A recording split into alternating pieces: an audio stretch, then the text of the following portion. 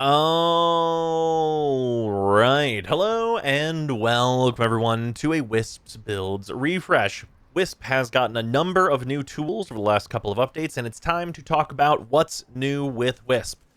Notably, this video, I am a little standoffish about because of what it is asking in terms of build investment. So, I would like to ask for your guys' opinion. This build is a little bit more reliant on shards than really any build that I have posted. So let me know in the comments if that is a big problem and why that is a big problem, if it is.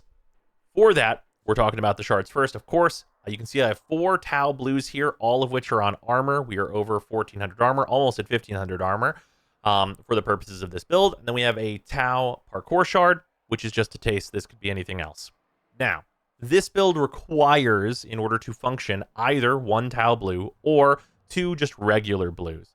And blues, at least in my opinion, are the easiest ones to kind of just have sitting around, have extra. Most Warframes don't really make use of them. That's changed a little bit with the advent of Arcane Persistence, which of course we are using in this video.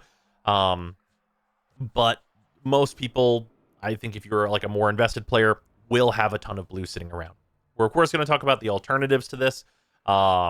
But this build in general does rely more on having shards than really anything else I've ever posted. So please let me know if that is a huge issue. For that, though, I think this build has a great amount of appeal if you really just want a just general workhorse that can kind of do anything. There are a lot of optional mods in this build, that being kind of this cross of mods here. Fused Reservoir, classic, just like quality of life improvement for Wisp, just casting your 1 and having all the buffs come out is really, really nice. So this one, totally optional, could be anything else that you want to run in your Exilus slot, including another optional mod, PSF. Not being knocked down, very good. Obviously, there's a reason I have it installed, but you don't need this mod in order for the build to work. So you could just cost save on that. Of course, those 8 mod points are going to lower the cost of the build very significantly. Cataclysmic Gate also, I think, provides a lot to the build. Having this functionality on your 4 allows it to crowd control and protect objectives, and also using Cataclysmic Gate plus your 3 is a actually very reasonable way to deal ability damage and just have your abilities kill enemies, even as Wisp, at a good amount of levels that are available, or at the very least supplement damage with bad weapons that you might have rolled in like ETA or EDA. So I think there is a good amount of reason to have Cataclysmic Gate here, which will pair with some other things we're going to talk about in the build for its usability to be actually quite good, which we're going to go into, but very optional. You could forego that, as a lot of the time you won't need that if you're just using good weapons. In addition, Umbral Fiber actually is not needed for this build if you are using enough shards. So we're not quite at the 1,400 that I do like to be at, but we're still over 1,100, which is usually more than enough. Obviously, it does not give you that nice heat immunity, and of course, you are going to lose some strength and such, and all of that good business, or well, less than good business, of course. But you could put like an unranked one in here just to get those health and armor bonuses if you wanted, and strength bonuses rather, if you wanted to, and a little bit of the armor. So, especially if you like just don't have a maxed out Umbral Fiber, that's just fine.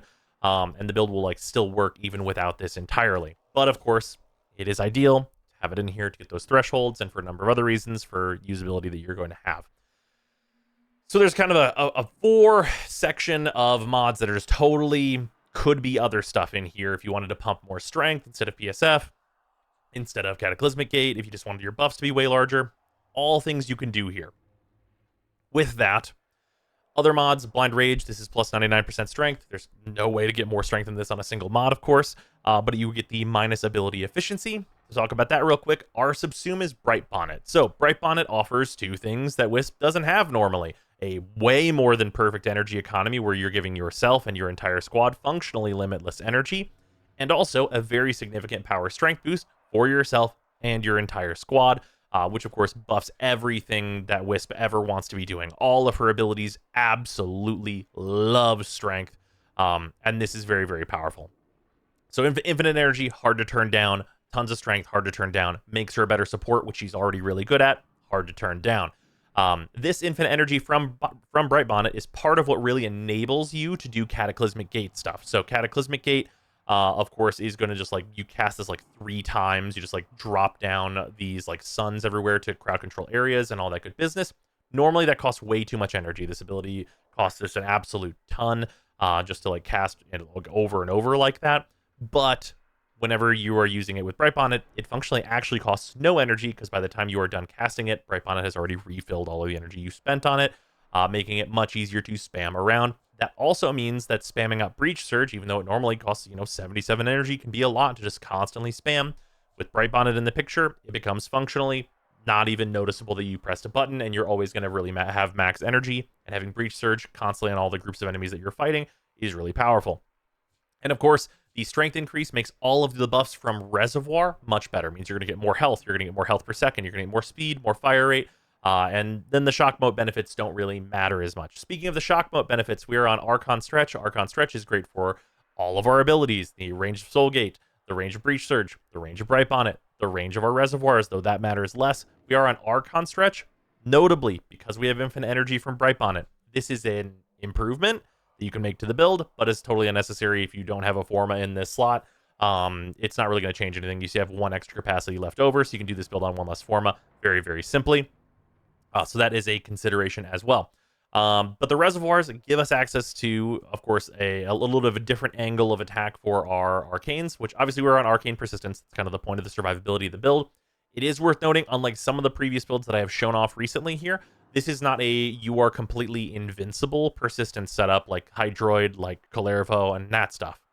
This is you have really good access to a solid heal, and Wisp has perhaps the best disengagement of any Warframe. What I mean by that is we do get that base 90 health per second. Of course, that's increased by Bright Bonnet and is going to be increased by a larger Bellicose. So it's usually going to be over 100 HP a second, which is pretty good healing. So you're going to basically every 5 seconds get back that full persistence 1 second window.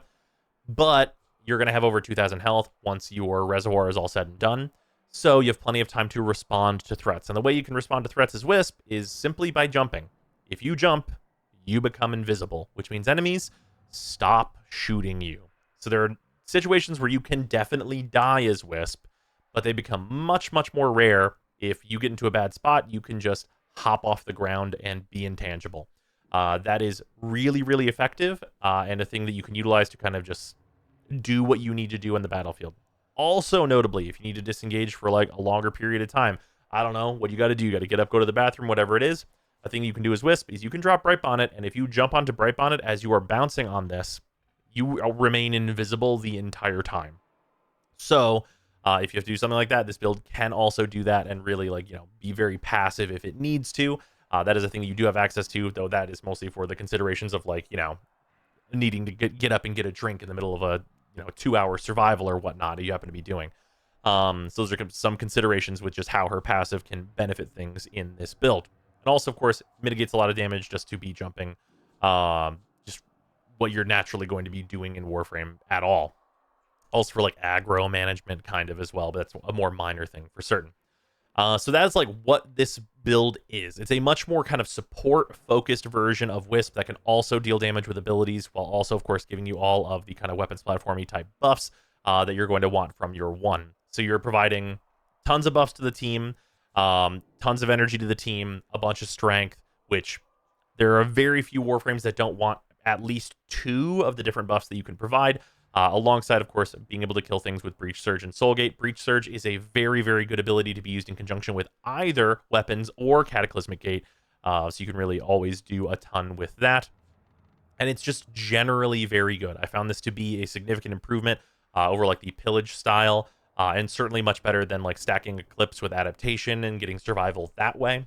I found this to be much, much better and be much, much more versatile. Especially if you are planning to bring Wisp to Railjack, which he's very, very good at, as your 1 buffs will persist into the Arcwing side of Railjack. Bright Bonnet as a pilot will just give you infinite energy to, spam missiles or what have you, and make a very efficient job of that. So, other benefits, of course, of having this very high armor is that weaponry-wise, for primaries, you get to use the Bulwark variant of different builds. Of course, this is the Torrid. The Torrid is an AoE weapon, which works really well. It's very good with Breach Surge. Obviously, it's just the Torrid. It's insane, of course. And that's just kind of the normal stuff. But getting to use it with Bulwark is a unique advantage of having the high armor. So I did just want to mention this. Of course, we've been talking about other good weapons like the Felarks that you can run in a very similar configuration over the last couple of videos, but I wanted to just show another one that really benefits from it. Just instantly having access to full damage on the turret is, of course, very, very nice. Other things, secondary weapons like the Sicarus, for example, any weapon that uses Cascadia Flare, if you are using your 4 is heat damage, your 4 is heat procs, you'll always have Flare built up if you are doing those aspects of this build. So it's really nice to be able to swap to this weapon as well and just have it be ready and do its thing instantly. And that's kind of an overall theme of these types of builds, is that they just do their stuff right away. Other things here, we do, of course, get to be on Matter Eye for the damage bonuses there, because we don't need any energy efficiency or anything like that from Zenark because of Bright Bonnet. And then I'm just on the Coda Cost Assist, which is just, you know, your usual Coda Cost Assist good stuff. Now, a thing I do want to note is that I am on the Arbicep. The Arbicep has a hidden passive that a lot of people have not read or just don't know about, and I wouldn't really expect you to know about. And that is that if you are using the Bright Bonded here, of course, we can do our 1 and get a bunch of health there. And then because we have the increase there, we can throw this down, and we can increase our health quite a little bit here just by like recasting these back and forth a little bit. As you go across the mission, this will like pump up here, like 2,200 health or so, which is about like the number where I'm more comfortable with persistence. Just casting your abilities gets you there. Obviously, casting your abilities is really not hard because, as I mentioned, we are like really functionally at like unlimited energy, because like by the time I'm done casting this, the Bright Bonnets have already patched me right back up in terms of like the amount of energy that I'm going to be using. So that is a thing where you really just get to do whatever you want with this build. But a big notable thing is that if you do have access to your arc gun in any given mission, if you shoot these, they do increase the bonus that they give out. So that is now 131%. So you can reactivate both of these abilities and like pump your health back up closer to like 2,500 if you are willing to bring the Arbicep into a mission. Arbicep, if you are an EDA or ETA or anything like that, it is also a good weapon to be bringing with you. So you can get a significant proportion more strength from doing that, which is just a consideration for bringing with this. More strength on Wisp is good, who knew? With that, in terms of killing enemies, of course, we have like just the usual suspects. We are on Worm here, which Worm provides an additional amount of like crowd control and status spreading and lockdown. Of course, adding Breach Surge into any kind of like damage dealing situation, especially with very high strength, is always going to be really, really good. Now, of course, this isn't like, some insane damage output that we're getting here where it's like we're Korra or some such like that, but it is a solid amount of damage output, especially in larger groups that you can get to. But yeah, that is what's up with the build. It is a very big generalist. Its reliance on shards does give me pause with like recommending it, as I know not everybody just has shards lying around. But if that's not the case, if you all just have shards lying around, please let me know. So there's a few builds that kind of are only possible that way. But yeah, that's what's going on. It's just able to do all of the things that Wisp does, except for her 2, of course, because that gets replaced with Bright Bonnet, though I consider that to generally be the least effective thing in her kit if you're trying to use Cataclysmic Gate, which has its own benefits. You, of course, could always replace your 4 with Bright Bonnet instead if you really do want to keep her too. Anyway, though, let's run this through just some Tav stuff. I'm going to try and like do more of like the ability damage stuff. You're not just going to watch me use the Torrid for 10 minutes, obviously, though I will shoot it a little bit, I'm sure. But yeah, that's going to do that. Let's go over to Tav. All right, jumping in to ye old Tav. Yeah, this is going to should be pretty chill. Obviously, we're a support build, and we're going to be going in here with no team, which is, it's going to be what it is. But I mean, that's the point of the build, is that it really works in kind of any situation. And I will just show off the general survivability of what we can do as well. We're just dropping our 1 here to start and getting all this going. Just dropping 1 Bright Bonnet and then your one after the other right off the rip is pretty good. Of course, to regen our initial lot of energy, we can just do that real quick. But yeah, then in terms of this, we can just drop this down. Of course, these enemies are going to be much weaker than the ones that I can spawn in the Simulacrum, for the purpose of like what we're generally going to be up to here. One of the nice things about this build is you're not as stuck in place as you might assume you would be with the Bright Bonnets. The Bright Bonnets have like enough range where you can like really get yourself into like good positions where you're firing out like your 4 here and putting like that sun in place and just really like letting Breach Surge go crazy. And because your abilities are not that expensive, you can very often just like drop 2 Bright Bonnets and then just like immediately jump on them to really just keep it moving through a level, and deal really solid damage. Like, I mean, as I guess a reminder, Wisp's 3 is a really good ability. No matter what you're doing, it's like a really good team add to like clearing out groups. Though, of course, most of your Warframe teammates are hopefully not going to need the help from Breach Surge. Because if they do, that's like maybe not super ideal for you. Just to show off real quick, because I don't think I've shown it in the simulacrum, obviously, when we did the Arc Guns video, but just in terms of the Arbicep being a thing, right? This is, of course, quite nice to get the extra boost of HP and everything. And the extra fire rate that you get specifically from Wisp, like, it's a very solid weapon to have access to. We can just throw this down.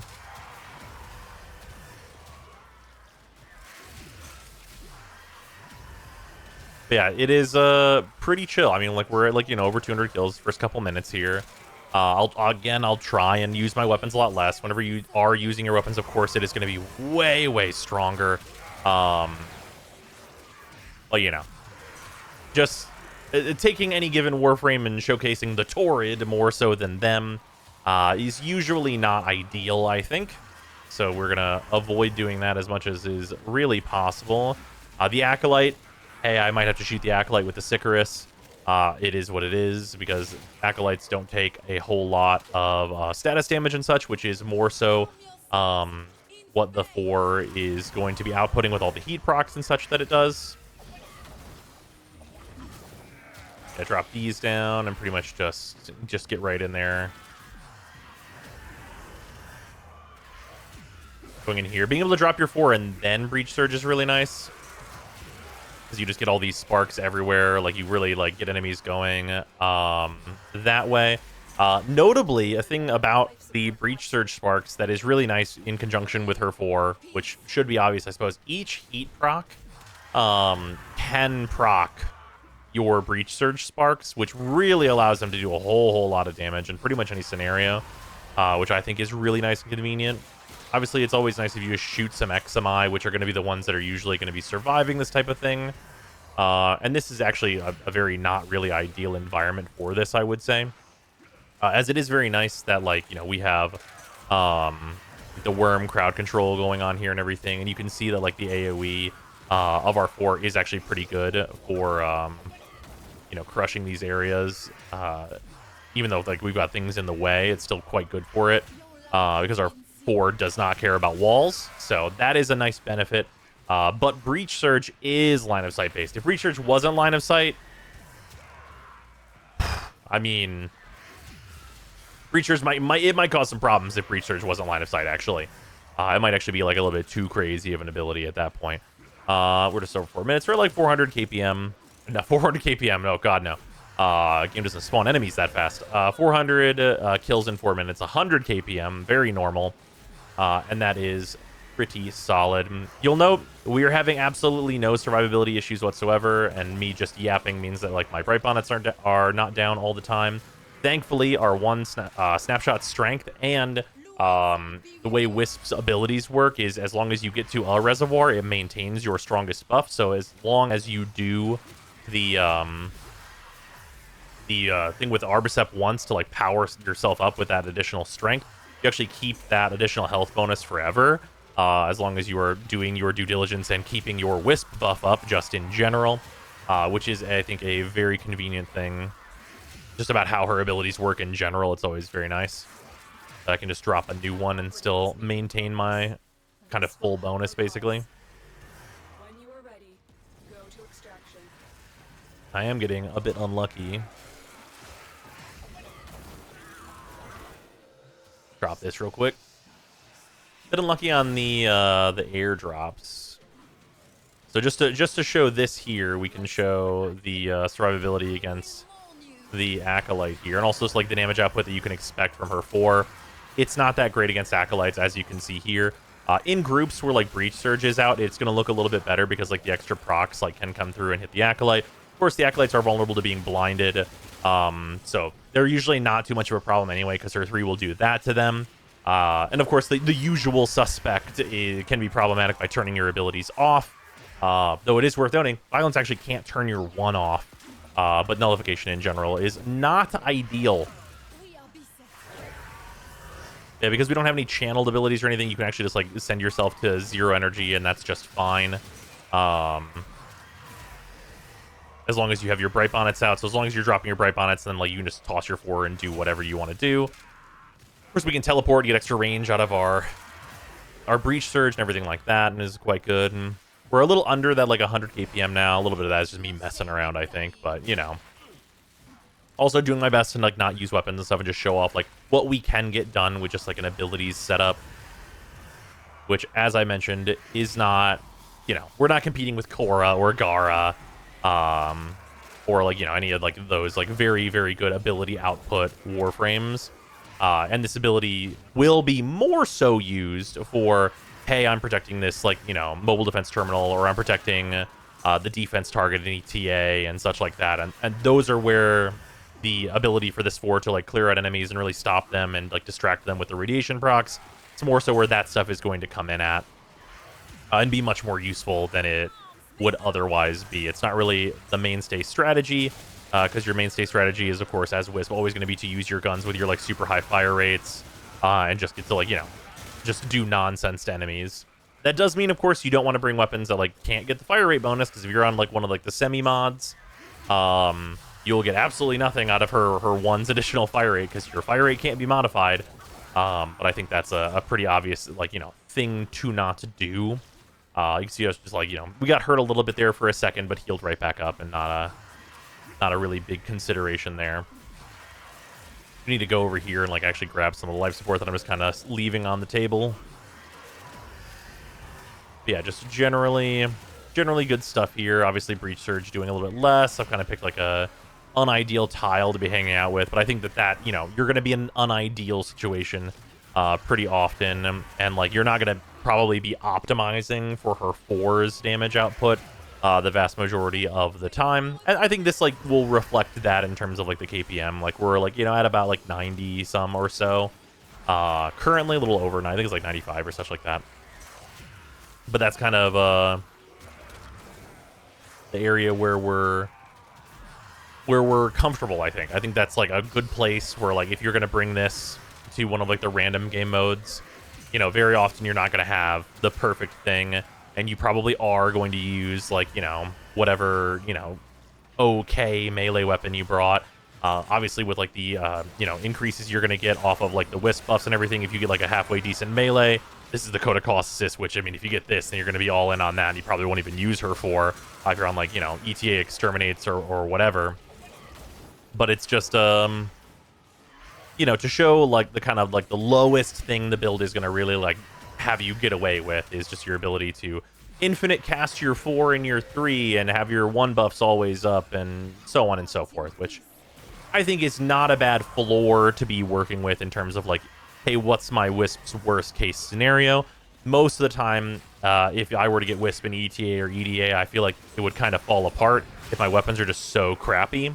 But this has like a very nice baseline to be working with, where even if I have, you know, if you were working with like, you know, unincarnated versions of like the Bratton and such like that, you could at least get some more done with just your abilities being utilized if you had access to Wisp. But yeah, it's pretty much like what's up. Getting our Xmas kills here for the week. And yeah, we're at like 900 kills. We're almost at that 10 minutes. It's like 90 to 100 KPM. You know, with like a little bit of like specific positioning, I probably could have pretty easily got to like 100 KPM here. But of course, not a huge deal. Again, though, nice thing here is that because I am on a flare secondary, and you can actually turn any weapon into a flare secondary this way. If your 4 is like being out and utilized, then you just always have access to flare. So that's quite nice. Here we can, of course, just like put this blindness onto Torment, and it's not a big deal. You can see the survivability here from this like Jade Xmas. If I just sit in it a little bit, I will like heal through like the vast majority of it. There does come a point where like you are going to need to like, you know, let yourself heal, of course, if you're like being hit by like way too much damage. But even like letting this Acolyte live while I'm just, you know, giving that example is our survivability is very good. It's not like a true invincibility. This is not something that I would tell you is like going to work at level cap, but like at least probably for like the first 1,000 to maybe 2,000 levels or so, you're usually going to be fine, especially if you are, again, utilizing your ability to jump off the ground and be invisible a little bit, alongside being able to like just mill around and have your healing protect you from a lot of things. But yeah, anyway, let's roll out of this mission. It's a build that I really enjoy. Very good supporting stuff. Obviously, if you're going to be supporting your allies with this kind of stuff, and of course the extra speed in missions from just your 1 buffs are very good. I think it's really solid. Like, it is a support build that gets to ability DPS at its leisure. You can lock down areas. You have a lot of good buffs. It just generally does good things. But the shard requirements are a thing that do kind of give me pause. I definitely do really want to hear from you guys in the comments about, like, how's the shard economy going? Especially those of you who are, like, maybe on the newer side. Maybe you just started playing this year. I'd be really curious to know how that's going for you. But yeah, that's going to do it. I will see you tomorrow.